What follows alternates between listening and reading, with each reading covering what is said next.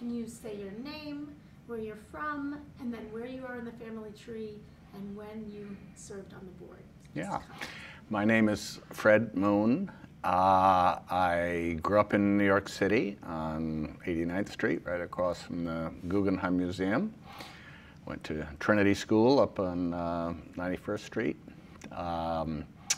I am the grandson of Hamlin Andrus, and Hamlin is one of John Andrus's 8 children. And lots I could tell you about Hamlin Andrus, but that's another time. And I served on the board. There was a kind of generational shift from Eddie McGee was my uncle by marriage that basically managed the foundation in the 50s, 60s, and 70s. And he brought a couple of fourth generation, so I'm fourth generation family. And he brought a couple on in the 70s to basically run the 2 homes. He brought Larry Griffith on to run the children's home, and Pete Benedict to run the old folks home, the retirement home that his grandmother had founded.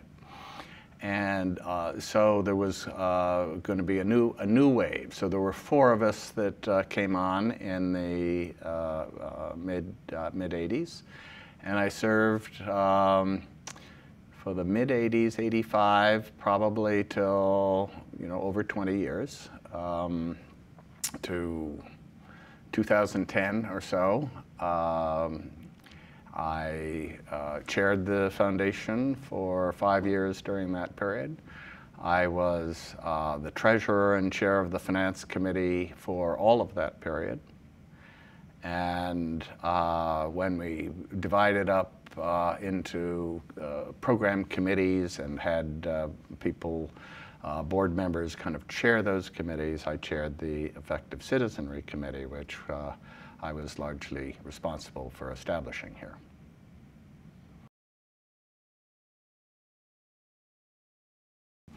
Well, there was no professional staff when, or there was a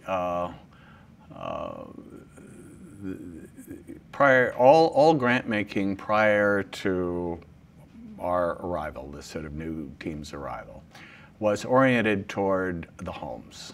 The 2 homes were created as memorials to John and Julia Andrus. And the trustees from the 50s, 60s, 70s into the 80s viewed as their primary responsibility the funding of the homes. And they took pride that no outside funding, no public funding was supporting the homes. So whatever the homes needed, it was if you could be a executive director of a nonprofit that where you didn't have to fundraise, you didn't have to relate to the community, you didn't have to figure out what your market was and how to satisfy that market. You just could run your home as you wanted, and a beneficent foundation at the end of the day just paid the bills. That's the way it was run. There were incidental sums left over after the 2 homes' budgets, incidental running on the order of maybe 20% of the total income from the foundation. And those grants went to, I'd characterize them as charity grants. They went to communities in Westchester to fund a library or a fire engine.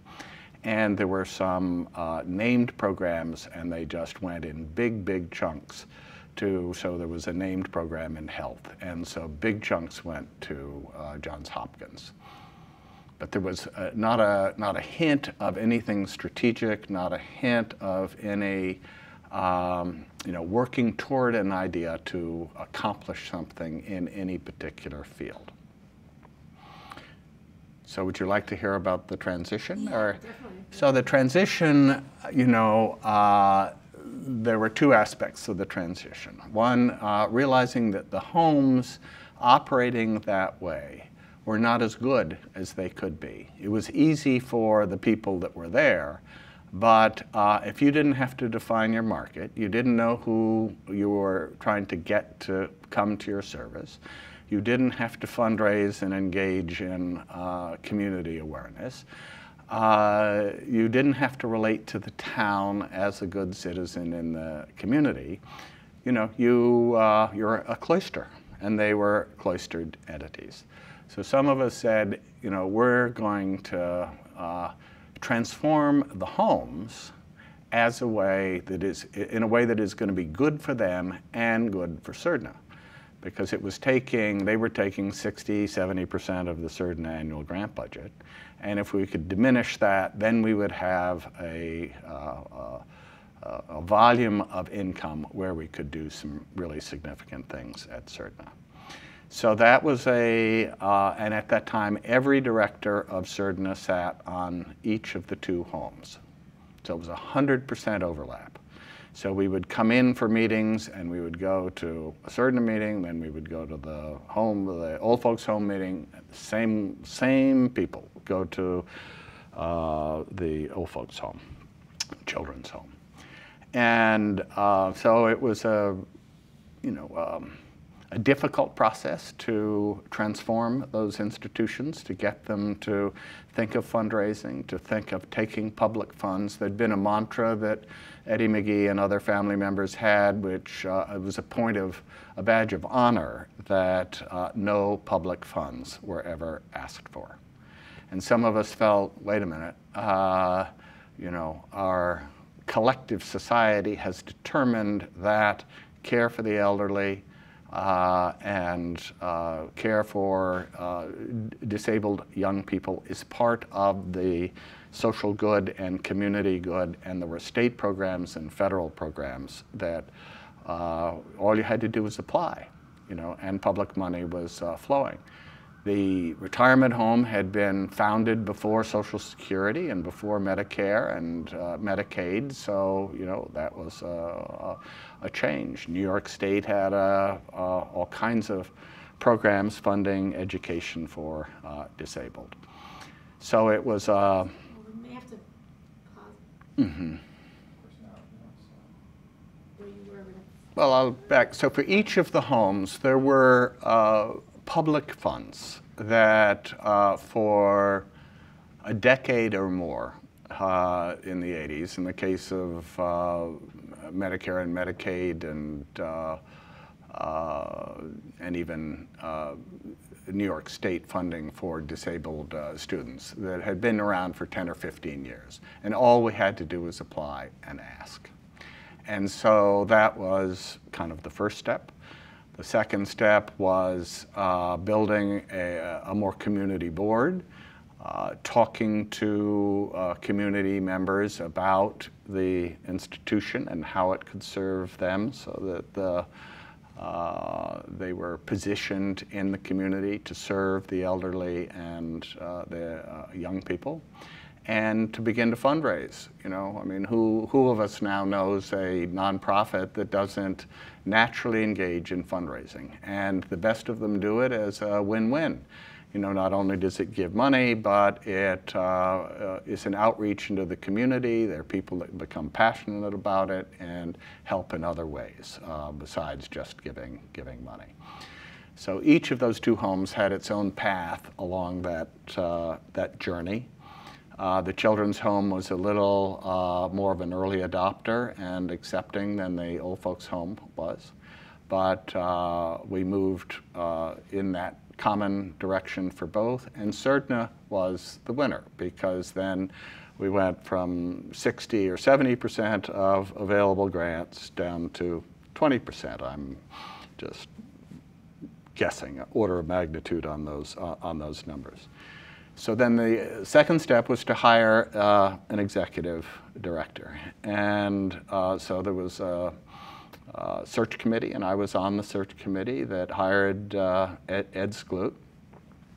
And we were impressed with Ed's, he was a New Yorker and had worked in the Lindsay administration in New York and was a real go-getter kind of guy, and one that we all felt a personal affinity with.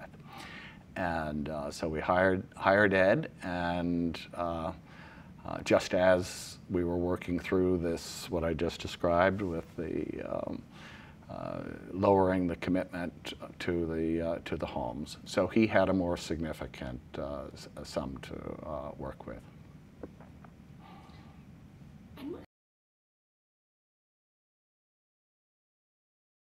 Yeah, it was a major shift.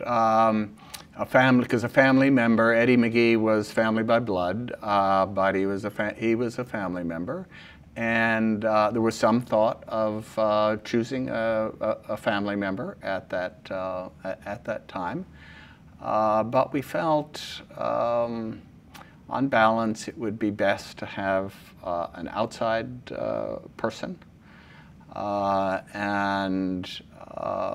So that was, that very topic did receive some conversation. But to have an outsider, to have it be professionally run. And we had this idea of, rather than, historically the family used the language of pets, that we had funded pets, and that's what a lot of family foundations do. And you have a school you went to and you want to give money. I have an environmental group that I'm working with, and everybody just sort of trades around their pets. And so we realized we wanted to break that mold, and we wanted to work toward an idea collectively. Because philanthropy is basically a conversation about values, about what you care about what fields you think need attention, and that there's an opportunity for a group of people, sometimes it's very hard, to come to agreement around one strategy or one set of strategies. And we all agreed that that was what we wanted to do. We didn't want one voice with, or multiple voices with pets to rule the day. We wanted to have a coherent strategy. And Ed certainly, bought into that. He might not have taken the job if we'd wanted to just fund pets. That's not a particularly professionally rewarding thing to do, to be executive director of a foundation that is just funding what the board wants to fund.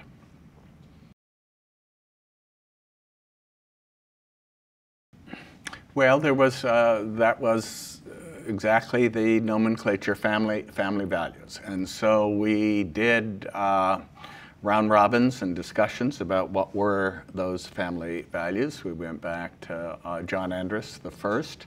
He was he had two very distinguishing characteristics. One, he was a lay leader of the Methodist Church, and very, very active in social engagement. The Methodist Church believes in outreach and community service. And the second was, he was a modest man. He was a family man.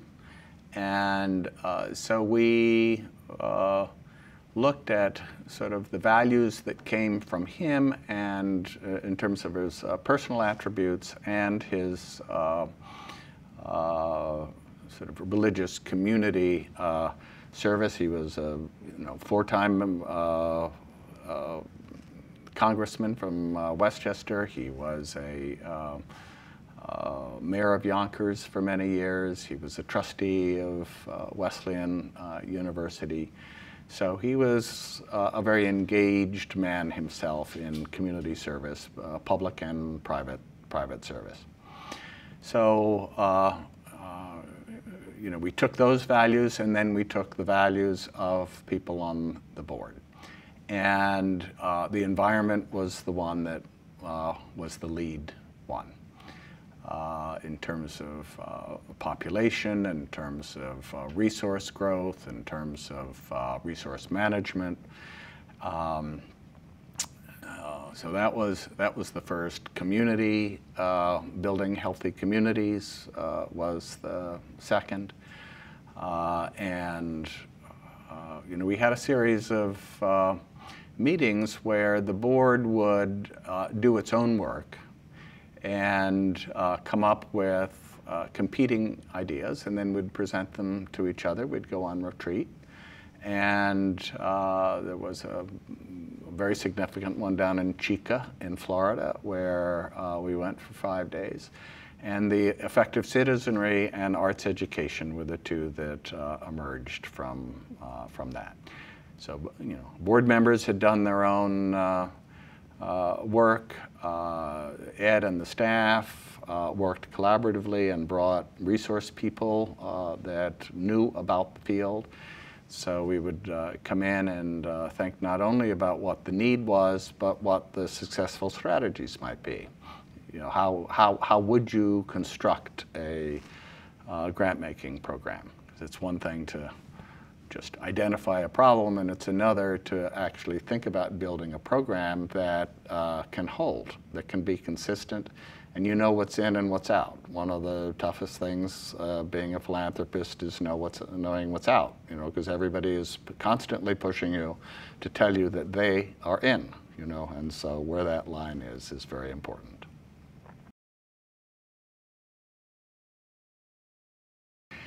It was remarkably smooth, I think. We would take 3-4 days, go to a resort, present to each other. Everybody was engaged, there was cross-fertilization. I might take the lead on one, but another person might be a kind of seconder to that one, and vice versa.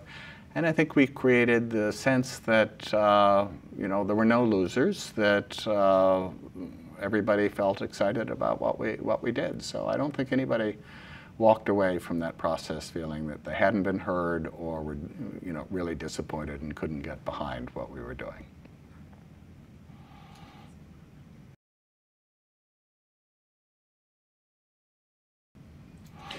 Well, at the beginning, the leadership, John Andrus had basically passed on leadership to the fourth generation, and was a mentor and guide watching the next generation work. He was a presence. So as long as things were going well, and they did go well, people played different roles. Peter Benedict and Sam Thorpe had stints as president and chair, and I think I followed Peter as chair. There's one aspect of board life, and particularly a foundation that has millions of dollars of endowment, and being the treasurer and oversight. And so I was tapped early when I came by John to be treasurer. I had gone to Harvard Business School, I'd worked on Wall Street. I had just come from, or I was vice president and treasurer of Pomona College in Claremont, California. So I was very familiar with money management. And there at Pomona had hired a firm by the name of Cambridge Associates to help manage money. And the world of money management during this time, the 70s and 80s, was transforming quite dramatically. In the 70s, you'd hire a firm and they would manage bonds and stocks, and it would be one-stop shop. But what Cambridge had learned is that if you break down all the investment opportunities in the world and think globally, and do analysis of each one of those asset classes independently, you could bring together a combination of efficiency that would maximize return and minimize risk. In other words, not every asset class goes up and down in the same way, and that the old model of having just domestic bonds and domestic stocks would not be as fruitful in the long run. So they had built this career, starting with the Ivy Leagues, and I'd hired them at Pomona College. And so I brought them to the foundation early on in the mid 80s. And that was a significant transition because we'd had a treasurer of the foundation who had been linked to the bank that had managed the money. And one aspect of that old form of management was that you never compared yourself to anything else.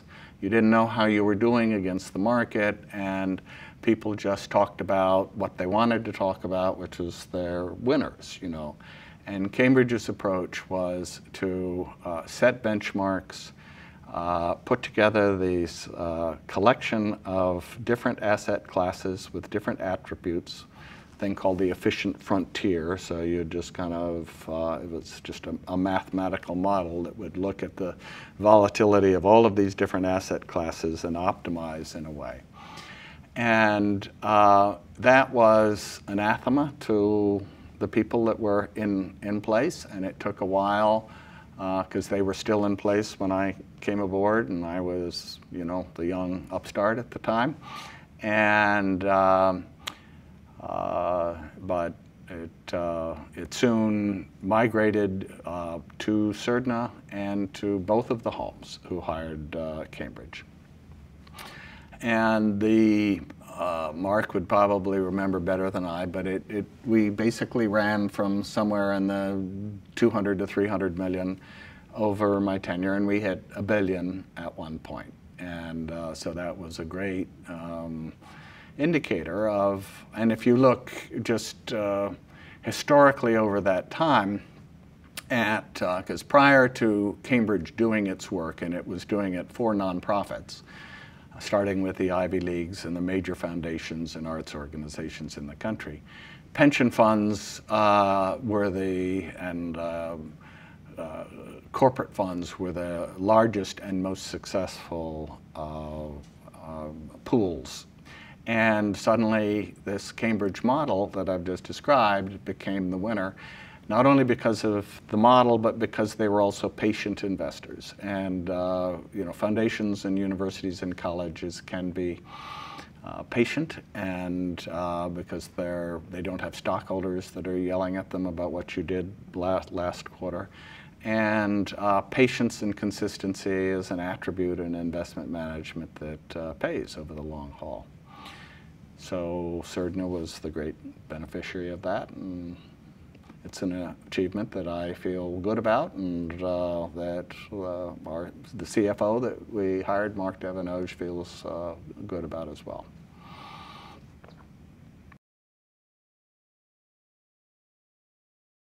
Well, I'd known about Eddie McGee was my mother's sister's husband, and lived in a house with my grandparents all during the 50s. So we would go out as a family from New York, and virtually every Sunday after church we'd go to that house. And Eddie McGee was a great storyteller, and so probably more than any of the Minneapolis branches or so, I had a relationship with Eddie McGee. And so I had my own career. It started on Wall Street, and then I wanted to go to education, which is why I left Wall Street and went to Pomona College, where I taught economics and administered. And so I've had this blend of money and nonprofit. And so a foundation is an ideal combination of those, of a social service organization that, has money behind. We each probably have had Friday night conversations with our friends about what you'd want to do in the world, what needs doing in the world. And suddenly, if you're a member of a foundation, you have an opportunity to actually do something about it. So it's an enormous privilege to be involved in that work. So I was eager long before I got asked, because I knew Eddie, and I felt that they weren't doing all that they could at that time. So I felt very fortunate to be asked.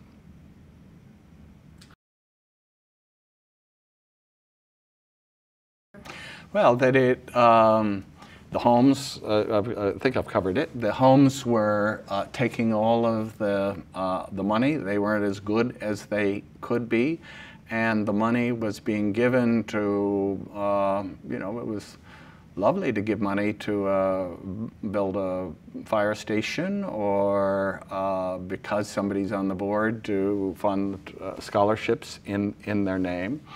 But I had friends at other foundations that were doing strategic things, working to ideas, that were trying to address things. So that's what I felt was being missed.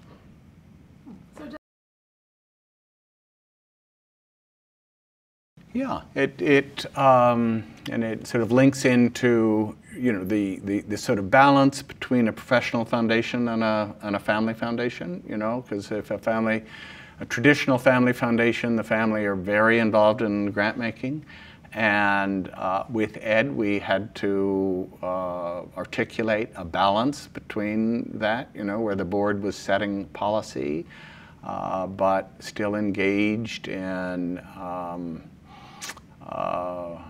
the work in a way. One of the elements of conversation that we had was the language was upstream, downstream. And Ed was very interested in systemic things, so upstream. So if you talked about any one issue, you think about what are the root causes, what's upstream, and how can you do upstream. And the family were more downstream, relating to what I said about John Andrus, in terms of hands-on. They were working the homes, doing missionary work, out of the Methodist Church. And so we tried to develop this idea of a barbell approach, where we do both, and that each informs the other. Sometimes the downstream, you can be very theoretical and abstract upstream, and but does it really work?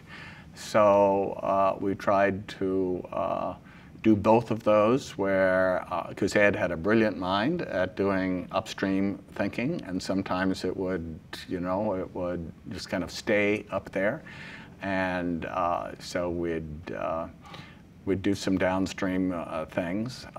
We developed a program that we called sponsorship within. That was basically my idea of, it was a way just to engage the board.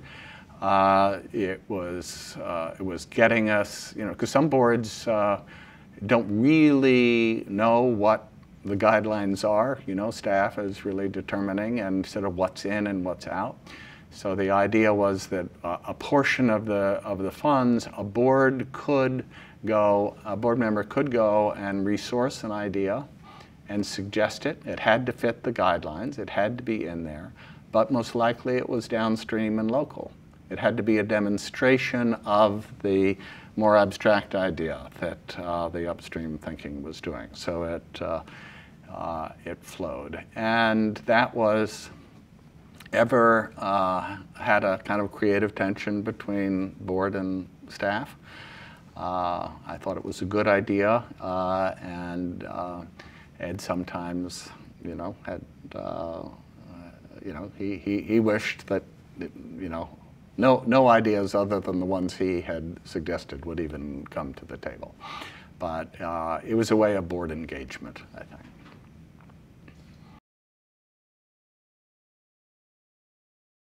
Thank you.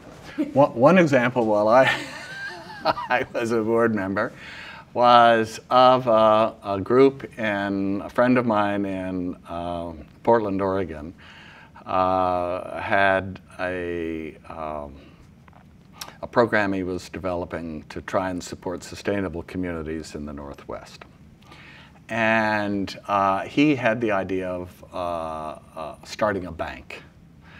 And the issue was around sensitive environmental neighborhoods around Willapa Bay, where there were oystermen and fishermen and that had done things for a long time, but they could not get financing from local banks for their businesses. So he had pioneered with a group called South Shore Bank in Chicago that had kind of pioneered, because sort of a similar thing was happening in banking in Chicago. The South Shore, the impoverished area, the big banks did not want to lend there, so some people came and said, we're going to start a bank here and we're going to keep the money local. And so he wanted to start a bank in Portland, Oregon that would fund these sustainable businesses and provide consulting to them. And so that was an idea of, kind of on the ground that I brought, and initially it was, awkward. But over time, I'm very proud to say that EcoTrust, which is the name of the nonprofit, became one of our signature grants because it did. It was doing so much on the ground. It was an example. They held a grand vision, but then they also did stuff on the ground. They were basically a consulting firm, and they were a bank. And sometimes, things don't get more mundane than a bank. I mean, you're just lending money. So that's an example of something that happened.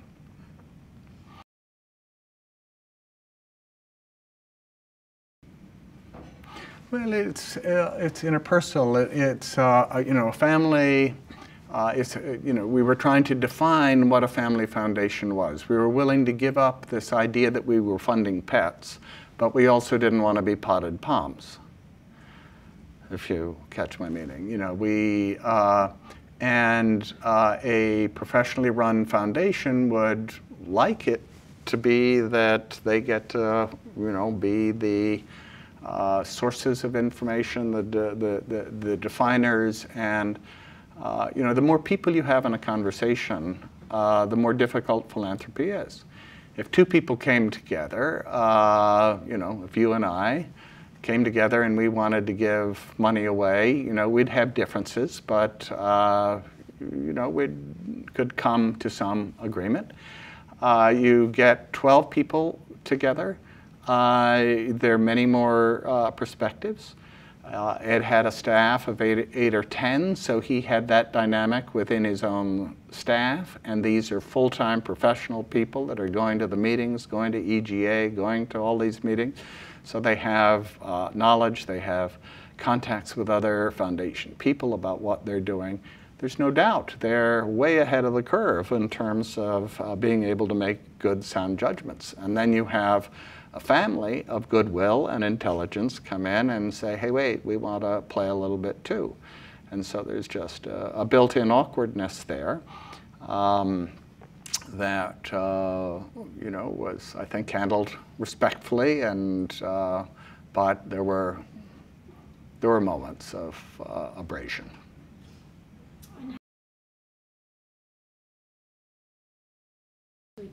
Well, they came through committees. We had, so if something was sponsored, if somebody wanted something to come through, it would be handled within the committee. And I don't think there were any where somebody sponsored something where the committee said, Joe, it just doesn't rise, it's off, we're not going to do it, where it ever got challenged and went to the board. So that was part of the process, agreement that within the committee structure, these ideas could surface. And there were not all the board were making suggestions. Maybe half of the board were making suggestions.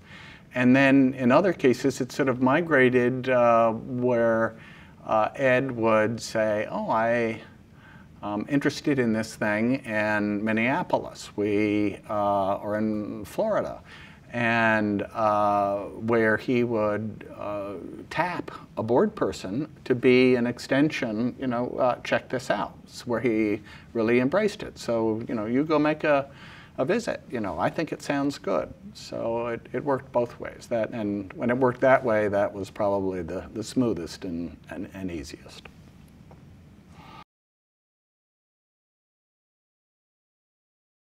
Yeah, well, the initial decision has to do with your guidelines and whether it fits or not. And honest, good people will have disagreements about because they're just words, on a page and whether they fit. But part of my interest in having people engage and come would be to have them really understand what those words meant. What was in and what was out. So that would make for a better board person to understand, what that program was. Over time, the idea of metrics and outcome measurements and all, just developed for all of us, and for the whole foundation community over that period. Metrics and outcome measurements, were not common phrases in the foundation world in the mid-'80s and '90s. They have since come to be accepted. And there has to be a modesty and humility around that, because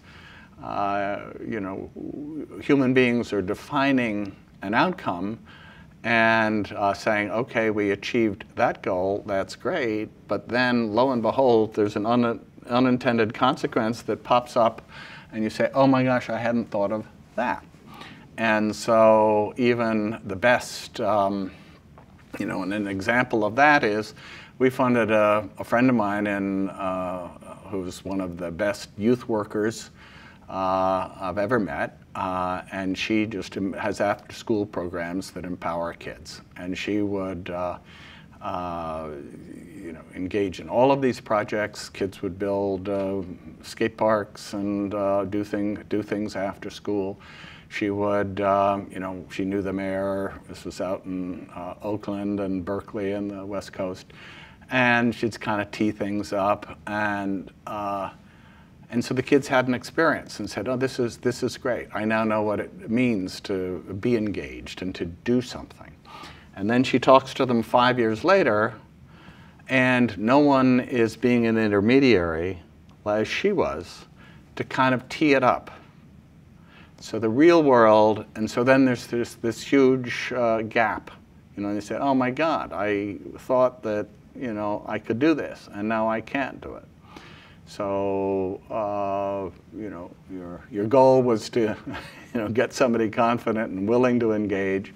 But if you do too much to ease it and make it good, an unintended consequence is that you get depression and discouragement later.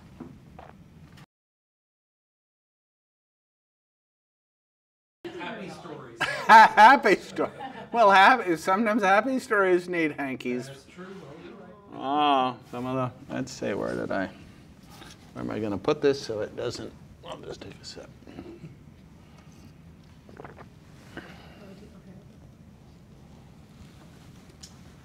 So let's start there and talk Okay. about who is Judy Moon Julia Dykman Andress Moon Aubrey.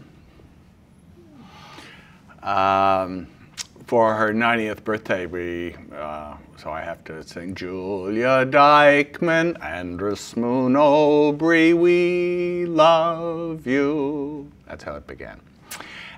So Dykman was her grandmother's name. John Andress's wife, Julia, was Julia Dykman. She was adopted by the Dykeman family and lived on this farm in Yonkers that is now the children's home. So, and the original house of the children's home was where my mother was born. She was home birthed in the house right on Old Broadway, if you ever get that way. You have, yeah. So the top left room is where she was born. And so her father, Ham Andrus, lived in Yonkers and then Greenwich. So unlike some of the others of John Andrus's, the first children that moved out to Minnesota and other places, Mother stayed around Westchester and knew her grandfather, John Andrus, very well. You know, just had incredible stories about him, and was a very ebullient, family-oriented woman. So, and much loved by all of her cousins. You know, families have a way of, you know, having little resentments creep in, and you know, when Aunt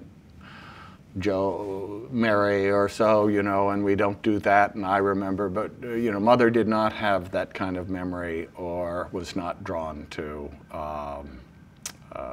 you know, that holding those kinds of old stories. We have to pause. Yeah, it's getting louder This is too outside. important. So Mother, you know, loved family, had an ability in her own mind to just separate and stay with love and not with, you know, some of the more negative emotions that some other people stay stuck with. So she was much loved by her cousins, by John and Steve. Her father, Hamlin, and John's father, John II, were very close. They were very close cousins. So the idea of calling each other Cuzzy, which is sort of been carried through within the Andrus family, at least through the fourth generation, was adopted by Mother and John and Steve. She and Edie Thorpe's mother were close, and they were the instigators of the Consinities, the family gatherings that we've had, just because they were two positive, energetic, can-do, let's have a party kind of people. And so Mother was on the Surdna board in the 70s, and on, as I said earlier, both other boards. She was, you know, a lovely, caring person. She was not a strategic thinker. You know, she would have ideas. You know, she was one of these people where the olden days, you know, had it right, and you know, so there was a time at the old folks' home when we wanted to put air conditioning in the buildings. And, you know, she just went to the mat and, you know, would not permit any, you know, because she had not grown up with air conditioning, and why would it? You just open the window, or you put a fan, or, you know, you just fan yourself. So it was, you know, I think she was one, you'd have to say, of that generation, of the third generation, that kind of carried the soul of the family, you'd have to say.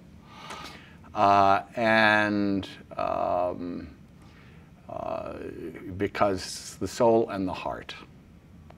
And so all of my cousins, Edie, Libby, Larry, John Hawkins, you know, they all just had very, very fond memories. And during the years when I was chair, we still had our apartment on 89th Street. That was my mother's apartment. It's where I grew up. We still had it. And the Sunday night before every board meeting, I would host dinner there, and mother would be there.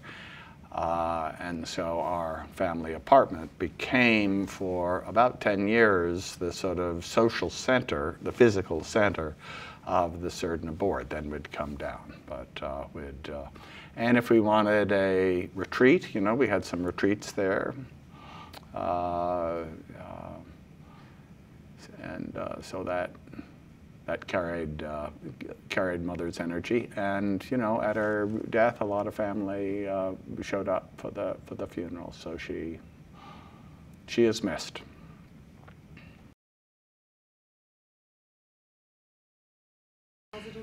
It was very positive. What, you know, I as chair, I'd review the agenda.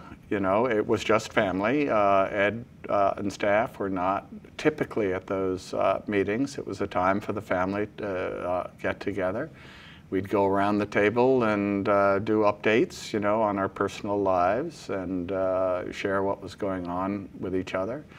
We'd talk about the meeting, what we wanted to accomplish. So if there were some issue that related to family that was moving into the formal agenda of the meeting, that would be cared for. So it was definitely an element of having family be family, you know, around a dinner table. We had the same wonderful chef come for 10 years who got to know everybody's dietary needs, and so it was a very friendly, wonderful time. Seems like that would be a wonderful way to welcome new members to the board and yeah, have the generations get to know each other. Yeah.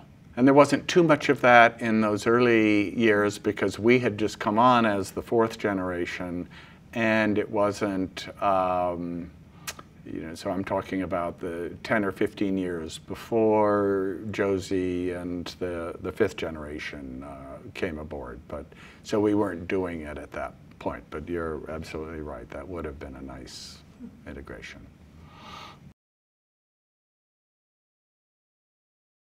Group, or can you tell that? As just Well, why don't we start, if it's okay with you, with how, in my view, how a family foundation has gotten to look at a 100th anniversary. I'm sorry, there's another Yeah. Okay. fire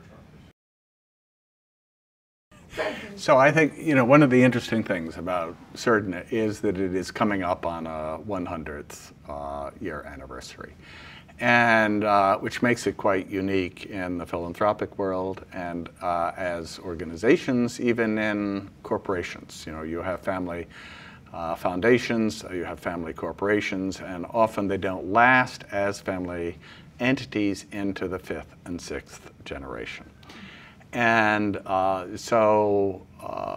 you know, we can take pride in that, but I think it also has to be informed a little by our specific history. And our history that has held the family together is that John Andrus created trusts. And he created 3 trusts, 2 in his lifetime and 1 after his death and through his estate, a testamentary trust. And that was the one I was trustee of.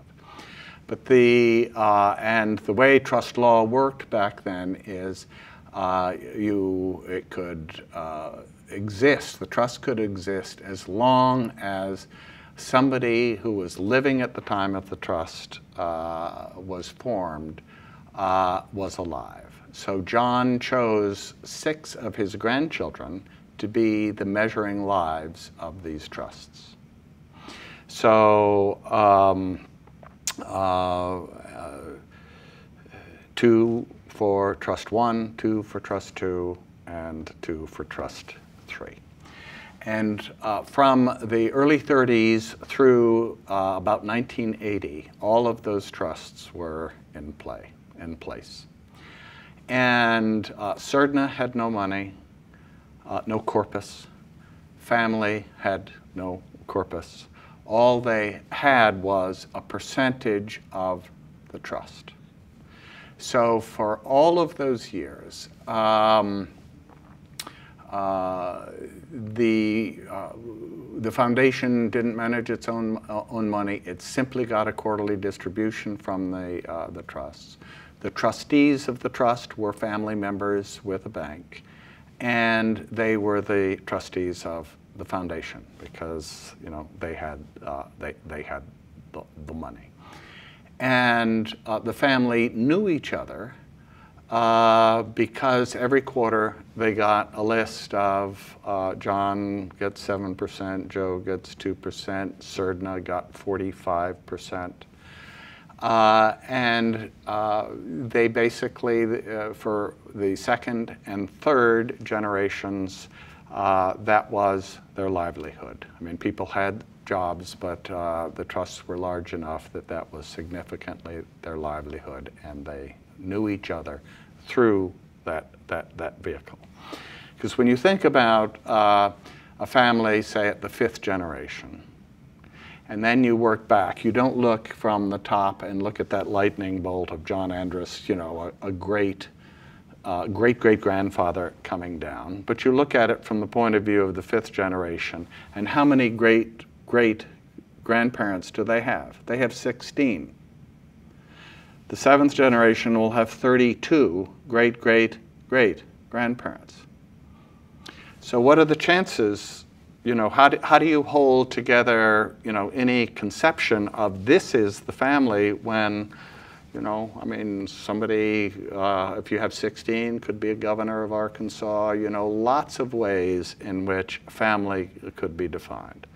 But in our case, it wasn't the existence of the foundation, it was the existence of the trusts that kept everybody together because, for 2 generations they were living off of the income of those trusts, and they were just getting constant reminders that this is the family of John Andrus.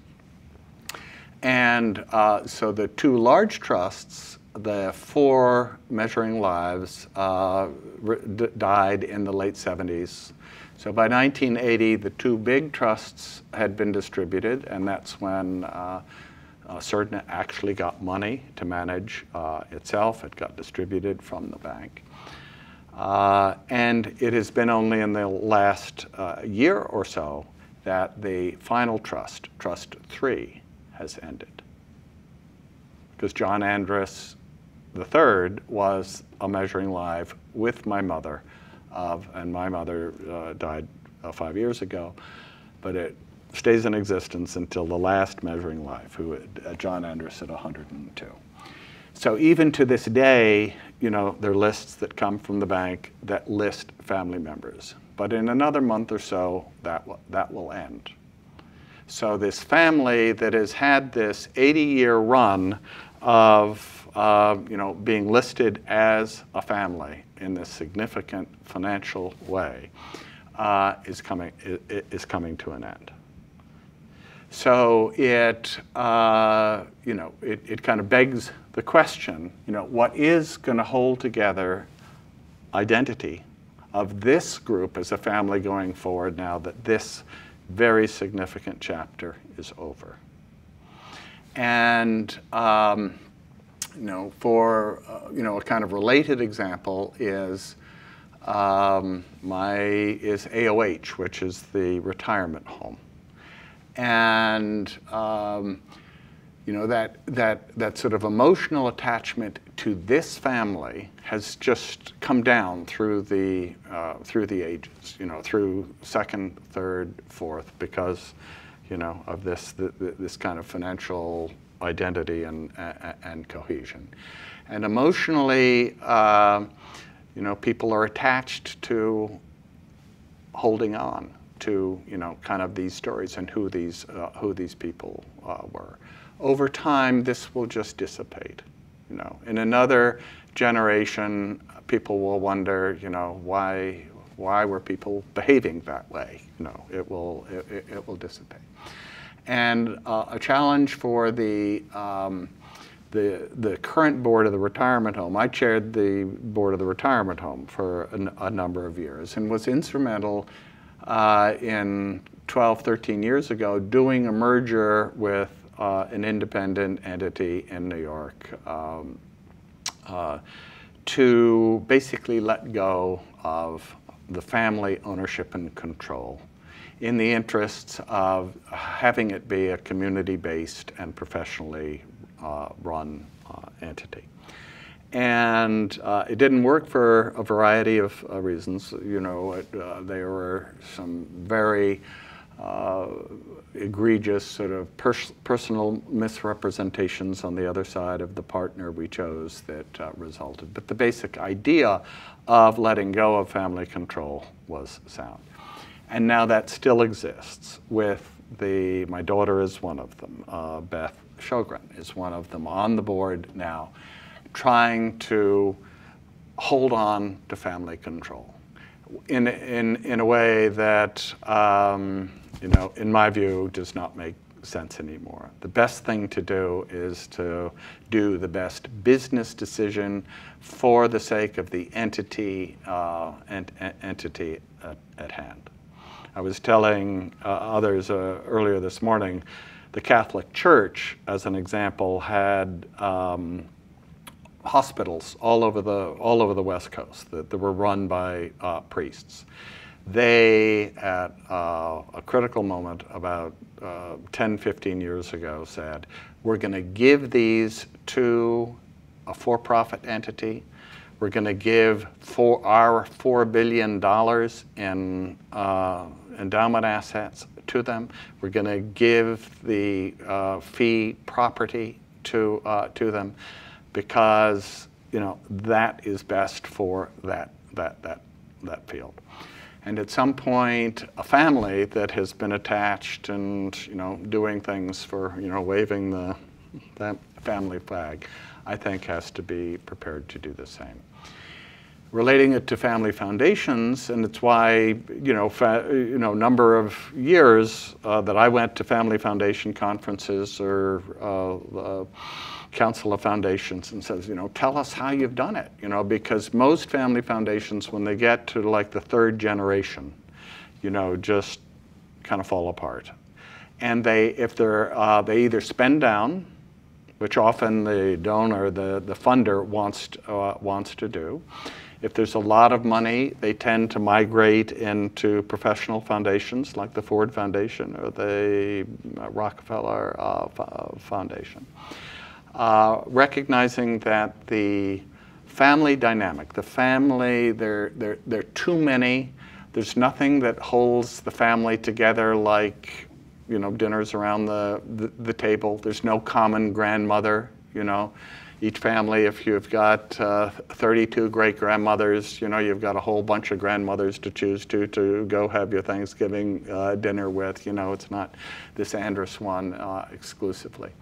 And so I think a family entity like Surdna has to, particularly now that we're right on the cusp of the end of the trusts and, you know, that historical way of binding people together, to think, you know, how long can we do this? Are there, because, you know, in my view, eventually it will happen, and you might as well start planning and thinking about a smooth migration, bringing more non-family directors aboard, thinking more critically about the needs on the board, and just, you know, the same way a good board tends to think about how to build a board. What do we want? What are our interests? What are our passions? And what kind of strategic thinkers or specific skill set would be interesting?